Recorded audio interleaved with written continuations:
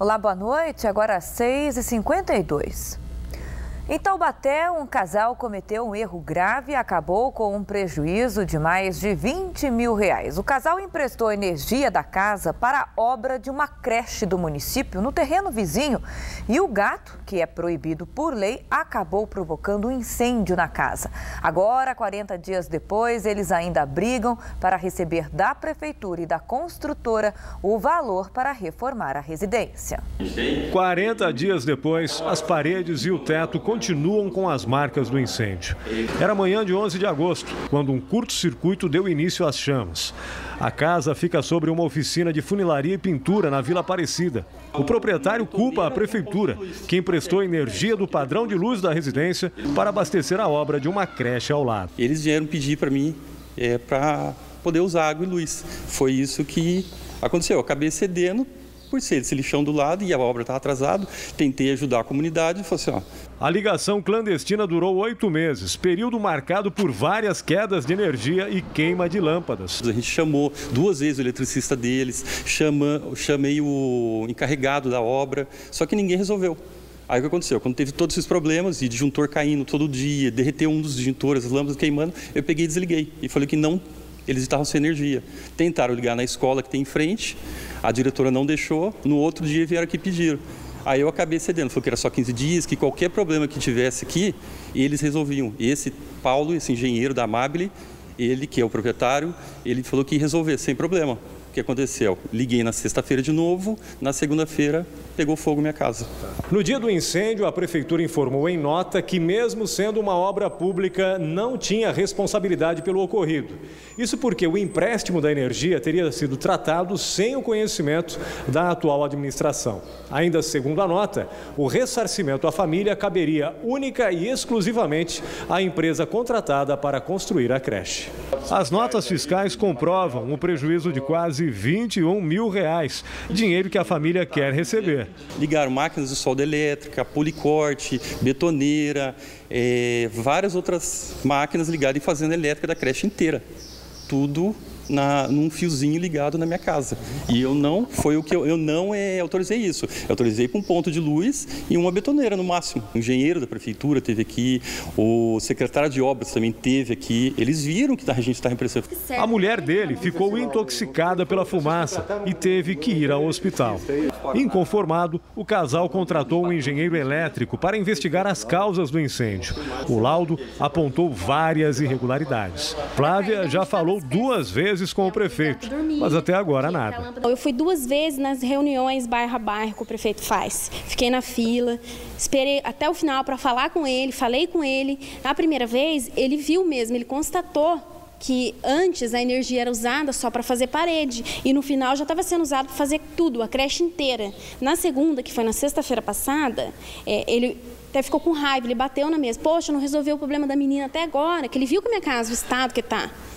E daí passou para falar com o vice-prefeito e acabou não me atendeu e eu acabei não resolvi nada. Ela também afirma que foi ameaçada pelo engenheiro da obra e fez um boletim de ocorrência para se proteger. Ele falou para mim que sabia onde a gente morava e a gente não sabia com quem estava mexendo. Eu até fiz o boletim de ocorrência, que foi 2 dias depois do incêndio isso. Ele me ameaçou e já falou que era para procurar a justiça, que ia demorar 3, 4 anos, que ele não ia querer saber de mais nada.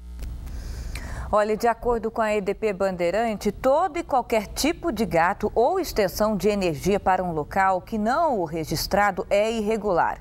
E que é preciso que o interessado, nesse caso a prefeitura ou a empresa responsável pela obra, procure a EDP e peça uma ligação provisória. Nós procuramos a empresa Amabile Construtora, mas ninguém se pronunciou sobre o assunto. Já a administração, por nota, afirmou que a ocorrência está sendo analisada por uma comissão a fim de verificar a possibilidade de prestação de assistência. Uma família de Jundiaí foi sequestrada na noite de ontem e trazida pelos bandidos para Caraguatatuba. Isso foi durante toda a manhã que mãe e 2 filhos ficaram sob ameaça de um menor de idade na Avenida da Praia. Enquanto isso, o restante dos criminosos, 3 homens, faziam tentativas de saques em agências bancárias com o pai. A Polícia Militar suspeitou da ação, os bandidos fugiram deixando o dinheiro, R$ 1.300. A família foi liberada e o adolescente detido. O restante do grupo ainda está sendo procurado.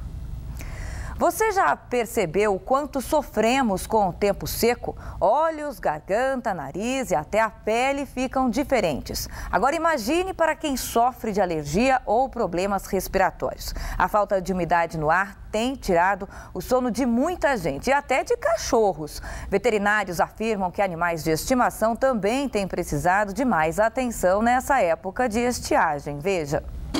Sol intenso, falta de chuvas e umidade relativa do ar em torno de 30%. Uma combinação que causa desconforto em muita gente. E quem já sofre de alergia e de problemas respiratórios, então, precisa redobrar os cuidados.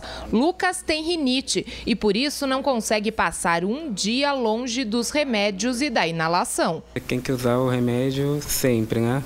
Porque você vai dormir, o nariz escapa, você não consegue dormir direito, você não tem uma sensação de alívio para dormir. É onde você tem que trabalhar em criar a inalação e o remédio para poder ajudar você a ter uma boa noite de sono. O pior é que, segundo o CPTEC-INPE, não há previsão de mudanças no tempo nos próximos dias na região do Vale do Paraíba. Este especialista alerta que as crianças e os idosos são os que mais sofrem com o tempo seco. Além de aumentar a ingestão de líquidos, é recomendado umidificar os ambientes. Basicamente, de uma forma simples, o nariz ele tem 3 funções: aquece, umidifica e limpa o ar.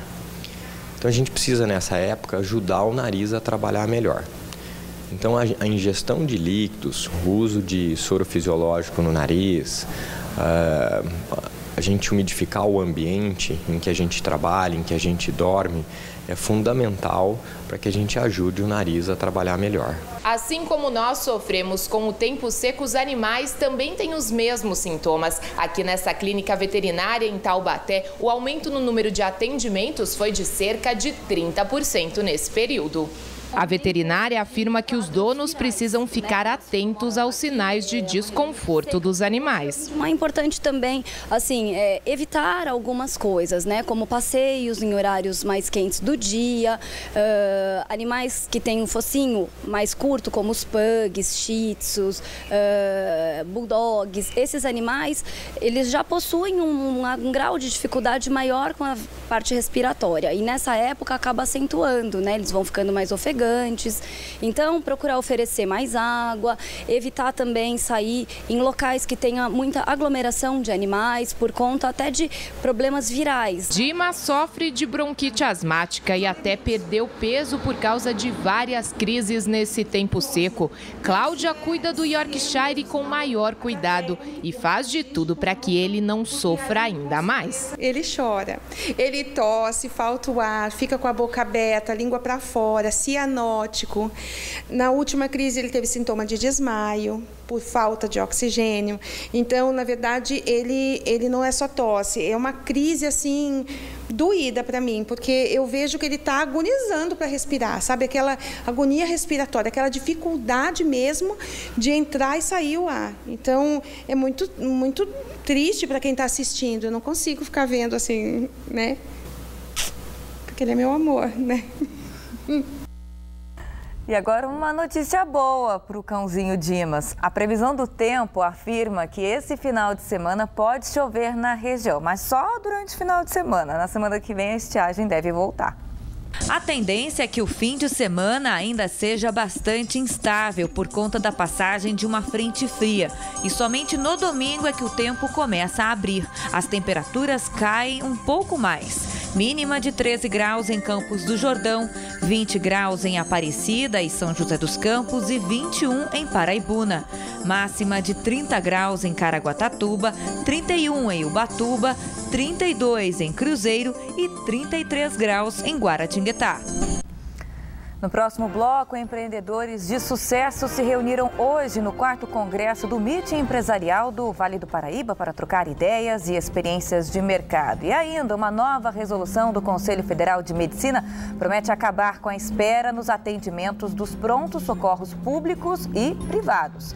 Agora, o paciente deve ser atendido em no máximo 2 horas. Você não pode perder essa novidade. Agora, 7h01.